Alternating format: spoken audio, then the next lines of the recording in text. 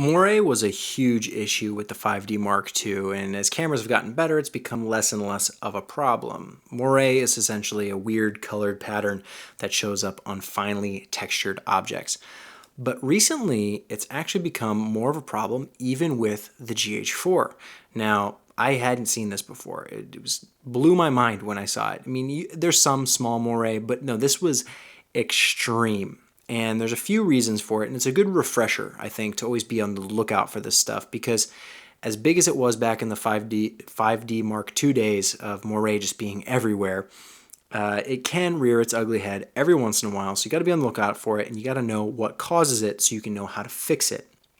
Essentially, moire happens when you have fine details like in a pattern. Probably not this shirt, hopefully, but in some shirts the texture is so finely detailed that you get some false color when the camera or processing unit has to scale a high resolution image down to a smaller resolution image. So this usually happens when you're scaling something that's like a photograph size down to 4K or 1080. Information has to be compressed so quickly, 24 frames a second, 30 frames a second, so fast that they have to do some trickery in the algorithms. And if the camera or the device isn't good enough, it'll do some weird color blending and it looks pretty ugly and you get some shimmery color. Now that can also happen on LCDs because this LCD is showing me a picture that's much smaller than the actual resolution I'm recording at. So there might be moire on the LCD when there's not actually any on the footage. So that's when you have to punch in to 100% with your digital zoom assist and check and see, are you actually getting moire or is it just the LCD? Now you can also get moire in Premiere or your editing software of choice if it's scaling to your canvas window. It's scaling on the fly, 24 frames a second or 30 frames a second or 60 frames a second, and it's scaling to a little tiny box. And you're probably not, filming in a resolution that's the size of that tiny box. You probably got 1080p, you got 4K, and so on the fly it has to scale down. Now, that's if you're viewing it like quarter or eighth res, whatever it might be. So you have to view at 100% to make sure that there's not moire there.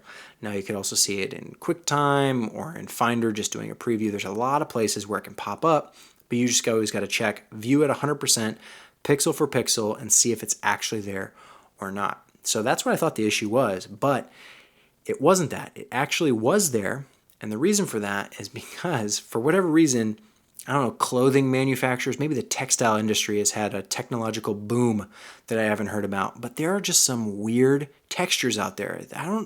This wasn't stuff that I saw like 5 years ago. I don't know what these clothes are, but they're from another planet. I think aliens put some alien technology in the textile industry, and now we're churning out clothes that just cause moire all over the place.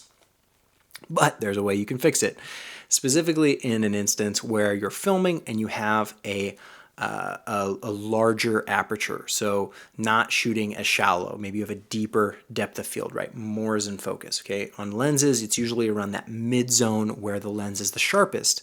Now, when things are the sharpest, that's when moire is most present. So if you see moire, you can, decrease your depth of field, so you get a shallower depth of field, and in that effect, the lens also becomes a little bit softer when it's closer to wide open. So if you're shooting at, let's say, f/5.6, maybe try and open up to like f4, f2.8, f2, and see if that clears up the problem. Because on that wider end of the aperture, you've got a little bit more of those like blurry coma lens characteristics that can help soften the image just a little bit. But you can also resort to filtering. So if you need to shoot at 5.6, let's say you've got a ton of light, so you need to shoot at 5.6 or f8, whatever it might be, you can throw an ND filter on. So that ND filter, that piece of glass, is likely going to soften the image just a little bit. And then you can open back up and kind of double stack those effects. So maybe now you're shooting at f2 and you've got this ND filter on. Hopefully that'll clear up the moire, because we're really just trying to eliminate the fine texture pattern. We still want to see it. We don't want it to be blurry. We don't want it to be soft, not out of focus, but not so razor sharp that it's giving too much detail to the camera. Now, this is a specific instance on the GH4, but it can apply to pretty much any camera. You just got to be on the lookout for it. It can also present in high resolution still images if you don't have like an anti-aliasing filter. So some of the new cameras, they have special versions that don't have the anti-aliasing for the like maximum sharpness. Well, you can get Moire in those instances. Now with photos, it's a little bit easier because in Photoshop and some other post-processing software for photos, you only have the one frame to worry about. With video, it's a little bit more challenging and a little bit more serious when you have a problem like Moire, because you can't just slap a blur on it and say, oh, it's good, because it's giving you false color information.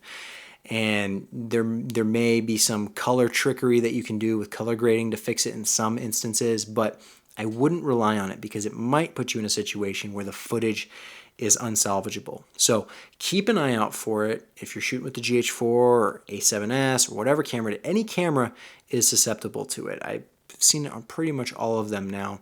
So keep an eye out for it. It's probably not going to show up all that often, but when it does, just know how to fix it, because the last thing you want to do is record it and then be stuck with it. Because like I said, for video, you've got 24 frames a second or 30 frames a second.